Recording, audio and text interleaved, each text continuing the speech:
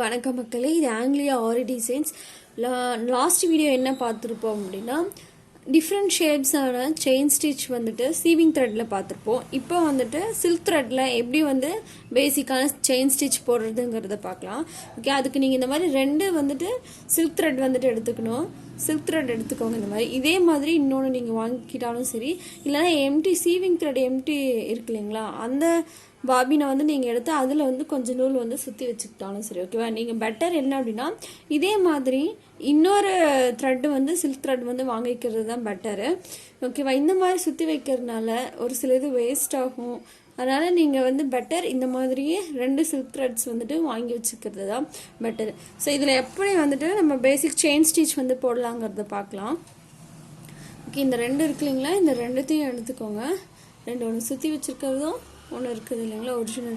இதில் இது ரெண்டும் என்ன பண்ணிக்கோங்கன்னா, நம்ம எப்பவுமே நாட் போடுவோம் இல்லைங்களா, அந்த மாதிரி நாட் போட்டு எடுத்துக்கோங்க.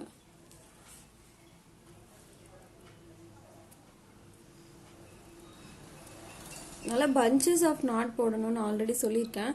ஸோ அப்போ தான் வந்துட்டு அது மேலே வராது. எந்த மாதிரி கிளாத்தாக இருந்தாலும் சரி, மேபி லைட்டான கிளாத்தாக இருந்துச்சு அப்படின்னா, ரொம்ப மெலிசான கிளாத்தாக இருந்துச்சுன்னா மேலே வந்துடும். ஸோ அதனால தான் நிறைய பஞ்சஸ் வந்து போடணும்னு சொல்கிறது. இந்த மாதிரி பஞ்சஸ் வந்துட்டு நாட் வந்து போட்டு எடுத்துக்கோங்க. ரெண்டுத்தையும் இப்போ நம்ம வந்து ரெண்டு த்ரெட்டையும் இப்போ வந்து நம்ம கனெக்ட் பண்ணியிருக்கோம். இந்த மாதிரி நாட்டட் போட்டு கனெக்ட் பண்ணியிருக்கோம். இது ரெண்டு தான் வச்சு நம்ம வந்து இப்போ போட போகிறோம் பேசிக் செயின் ஸ்டிச்சு. நீங்கள் ஃபஸ்ட்டு இப்போ தான் பிகினராக இருக்கீங்க அப்படின்னா ஃபஸ்ட்டு ஒரே ஒரு சில்க் த்ரெட்டை வச்சு ஃபஸ்ட்டு ப்ராக்டிஸ் பண்ணுங்கள். ஏன்னா சில்க் த்ரெட் வந்து டக்குன்னு என்ன ஆகும் அப்படின்னா, அது வந்துட்டு பிரேக் ஆகி போகும். ஸோ அந்த மாதிரி பிரேக் வரக்கூடாது அப்படின்னா ஃபஸ்ட்டு என்ன பண்ணுங்க அப்படின்னா, ஒரே ஒரு சிங்கிள் சில்க் த்ரெட்டை வச்சு ஃபஸ்ட்டு போட்டு பாருங்கள். அதை ப்ராக்டிஸ் எடுத்ததுக்கப்புறமா இந்த மாதிரி டபுள் சில்க் த்ரெட்டை வந்து இந்த மாதிரி கனெக்ட் பண்ணி இதில் வந்து செயின் ஸ்டிச் வந்து போடுங்க. நம்ம மேக்ஸிமம் நம்ம ப்ளவுஸில் எல்லாத்துலேயும் எப்படி போடுவோம் அப்படின்னா, இந்த மாதிரி டபுள் தான் போடுவோம். சிங்கிள் வந்து நம்ம போடவே மாட்டோம். அப்போ தான் அந்த ஒரு மாதிரி டென்ஸாக இருக்கிற மாதிரி காட்டும். சிங்கிளாக போட்டோம் அப்படின்னா அது வந்துட்டு அங்கே இருக்கிற மாதிரியே காட்டாது. ஸோ அதனால தான் வந்துட்டு டபுள் வந்துட்டு எடுத்து போட்டுக்கணும். இந்த மாதிரி டபுள் சில்க் த்ரெட் வந்துட்டு எடுத்துக்கோங்க. ஆஸ் யூஷுவல் எப்போ நம்ம என்ன எடுப்போமோ, ஆரி நீடில், அயன் நீடல்னு சொல்லுவாங்க, ஆரி நீடல்னு சொல்லுவாங்க. இந்த நீடல் வந்து நம்ம எடுத்துக்கலாம். ஆரி நீடலில் தான் போட போகிறோம், அயன் நீடில். இப்போ நீங்கள் இதில் ஸ்டார்ட் பண்ணுறீங்க அப்படின்னா, இன்கேஸ் நான் இங்கேருந்து வரேன் ஓகேங்களா, இதில் ஸ்டார்ட் பண்ணுறீங்க அப்படின்னா, இப்போ இதில் வந்து நீங்கள் ஸ்டார்ட் பண்ணுறீங்க. எதில் வேணாலும் நீங்கள் எந்த சைடு வேணாலும் ஸ்டார்ட் பண்ணிக்கலாம். ஆனால் ஆல்ரெடி சொன்ன மாதிரி தான் இந்த ஷார்ப் வந்துட்டு எதை நோக்கி போகணும், அந்த கொக்கி மாதிரி இருக்குங்களா, அது எதை நோக்கி போடுறோமோ, எது 2 ஹோல்ஸில் நம்ம போட்டுட்டு போகிறோமோ அதை பார்த்த மாதிரி தான் அந்த கொக்கி மாதிரி இருக்கிறது வந்துட்டு இருக்குன்னு சொல்லியிருக்கேன். ஸோ நான் இப்போ இந்த பக்கம் இப்படி பார்த்த மாதிரி போட போகிறேன். ஸோ அதனால் இங்கேருந்து நான் ஸ்டார்ட் பண்ணிக்கிறேன். அதனால் இப்படி தான் என்னோடய நீடில் வந்துட்டு இருக்குது. அந்த ரெண்டு இதுமே ரெண்டு சில்க் த்ரெட்டுமே எடுத்துக்கணும். இந்த மாதிரி ரெண்டு சில்க் த்ரெட்டுமே இந்த மாதிரி இருக்கணும். ஓகேங்களா, இதை வந்துட்டு இது இப்படி தான் நம்ம ஃபார்வர்டாக போட்டுட்டு போக போகிறோம். ஸோ அதுக்கு முன்னாடி என்ன பண்ண போகிறோம்னா, இதோட பேக்வேர்டில் ஒரு குட்டியாக ஒரு சின்ன செயின் ஸ்டிச் வந்து நம்ம போட்டுருவோம்.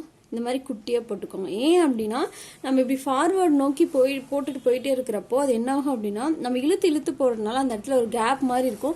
அதனால தான் முதல்ல அதோட நம்ம எடுத்ததுலேருந்து பேக்வேர்டு ஒன்று போட்டுட்டு சின்னதாக ஒரு செயின் ஸ்டிச் போட்டுருணும். சின்னதாக போட்டுட்டு அதுக்கப்புறம் தான் நம்ம ஃபார்வேர்டு, அதுலேருந்து நம்ம ஃபார்வேர்டு வந்துட்டு போயிட்டே இருக்கணும். ஸோ இப்போ பாருங்கள், ரெண்டு த்ரெட்டுமே தான் எடுக்கணும். ஒரு த்ரெட்டை மட்டும் நீங்கள் எடுத்து சரி நம்ம ஒன்று மட்டும் போட்டு போயிடலாம் அப்படின்னு போட்டுறக்கூடாது. ரெண்டுமே தான் எடுத்து போடணும். பாருங்கள், ரெண்டு த்ரெட்டுமே தான் நீங்கள் எடுக்கணும். ஒரு த்ரெட்டை மட்டும் எடுக்கக்கூடாது. ஃபஸ்ட்டு நீங்கள் பிகினராக இருக்கிறீங்க அப்படின்னா ஒரு த்ரெட்டு மட்டும் தான் வரும். நிறைய வந்து நீங்கள் மிஸ் பண்ணிகிட்டே இருப்பீங்க. ஒரு சில டைம் வந்து த்ரெட்ஸ்லாம் வந்துட்டு பிரேக் ஆகிடும். ஸோ அதனால் நீங்களும் பிரேக் ஆகிடாதீங்க. திரும்ப வந்து ட்ரை பண்ணிகிட்டே இருங்க, ப்ராக்டிஸ் பண்ணிகிட்டே இருங்க. ஸோ கண்டிப்பாக 2 த்ரெட் வந்துட்டு வரும். அது வந்து கரெக்டாக நீட்டாக பர்ஃபெக்டாக நம்ம போட்டுடலாம். ப்ராக்டிஸ் பண்ண நம்ம பர்ஃபெக்டாக போட்டுகிட்டே இருக்கலாம். ஸோ இந்த மாதிரி நம்ம சீவிங் த்ரெட்டில் எப்படி போடுவோமோ ஸ்டிச்சஸ், பேசிக் செயின் ஸ்டிச் எப்படி போடுவோமோ அதே மாதிரி போட்டுக்கிட்டே இருக்கணும். நீங்கள் எடுக்கிறப்ப மறந்துடாதீங்க, 2 த்ரெட்டு தான் நீங்கள் எடுக்கணும்.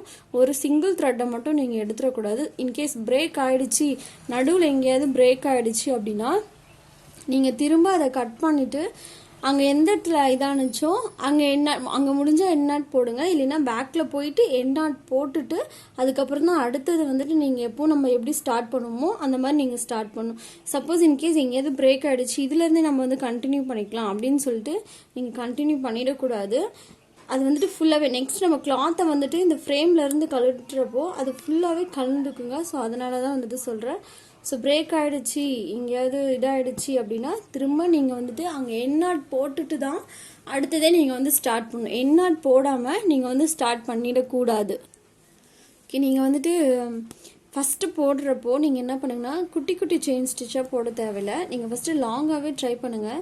லாங்காக ட்ரை பண்ணிவிட்டு அதுக்கப்புறமா குட்டி குட்டியாக நீங்கள் வந்து ட்ரை பண்ணுங்கள். ஃபஸ்ட்டு லாங் வந்துட்டு நீங்கள் நல்லா போட்டுட்டீங்க அப்படின்னா சின்ன சின்னதாக குட்டிலாம் வந்துட்டு நல்லா போட்டுடலாங்க. ஓகேங்களா, நிறைய வந்துட்டு த்ரெட்டெலாம் வந்துட்டு கிளாத்தில் மாட்டும். அதெல்லாம் எடுக்கிற பார்த்து பொறுமையாக எடுங்க. நல்லா நீங்கள் வந்துட்டு கீழே வந்துட்டு ஹேண்ட் வந்து நல்லா லூஸ் விட்டு நல்லாவே பிடிச்சிக்கலாம், ஒன்றுமே ஆகாது. ஓகே, ரொம்ப அதுக்குன்னு லூஸ் விட்டுறாதீங்க. ஓகேவா, இப்போ வந்து நான் முடிக்க போகிறேன். ஸோ எப்போது நம்ம என்ன பண்ணுவோம் அப்படின்னா ஒரு இது முடிக்கிறோம் அப்படின்னா அந்த இடத்துல எண்ட் நாட் போடுவோம். நம்ம சீவிங் த்ரெட்டில் எப்படி எண்ட் நாட் போட்டோமோ அதே மாதிரி தான் எல்லாமே. ஓகேங்களா, அதே மாதிரி நம்ம வந்துட்டு எண்ட் நாட் வந்துட்டு போட்டுடலாம்.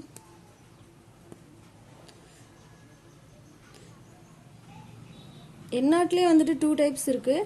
நீங்கள் ஈஸியாக இருக்கிற மாதிரி போட்டுக்கலாம். இதை போட்டிங்கன்னா கொஞ்சம் ஸ்ட்ராங்காக நல்லாவே இருக்கும். ஓகேங்களா, போட்டாச்சு. இப்போ வந்துட்டு இது வந்து போட்டாச்சு. இதுதான் வந்து சில்க் த்ரெட்டில் பேசிக்கான செயின் ஸ்டிச் இப்படி தான் போடணும். இதிலே வந்துட்டு நிறைய டிஃப்ரெண்ட் ஷேப்ஸ் வந்துட்டு போட்டு ப்ராக்டிஸ் பண்ணுங்கள். ஓகேங்களா, அடுத்த வீடியோவில் என்ன பார்க்கலாம் அப்படின்னா சில்க் த்ரெட்டில் டிஃப்ரெண்ட் ஷேப்ஸ் வந்துட்டு எப்படி போடுறது அப்படிங்க பார்க்கலாம். இது ஆஸ் யூஷுவல் வந்துட்டு சீவிங் த்ரெட்டில் என்ன போடுறோமோ அதே மாதிரி தாங்க சில்க் த்ரெட்டில் கொஞ்சம் கேர்ஃபுல்லாக போடணும். ஏன்னா இது டபுள் த்ரெட் வச்சு நம்ம போடுறதால எங்கேயாவது பிரேக் ஆகிடும், இன்கேஸ் வந்து பிரிஞ்சு போயிடும். ஸோ அதனால் கொஞ்சம் வந்து கேர்ஃபுல்லாகவே நம்ம போடணும். நெக்ஸ்ட் வீடியோவில் நம்ம வந்து சில்க் த்ரெட் வந்து டிஃப்ரெண்ட் ஷேப்ஸ் வந்து பார்க்கலாம் எப்படி போடலாங்கிறத. இந்த வீடியோ உங்களுக்கு பிடிச்சிருந்தா லைக் பண்ணுங்கள், ஷேர் பண்ணுங்கள், கமெண்ட் பண்ணுங்கள், உங்கள் ஃப்ரெண்ட்ஸுக்கும் தெரியப்படுத்துங்க. இந்த ஆரி ஒர்க் போடுறவங்களா இருந்தால் அவங்களும் தெரிஞ்சுக்கட்டும். ஓகே, இந்த சேனலை வந்து சப்ஸ்கிரைப் பண்ணுங்கள். Thank you so much.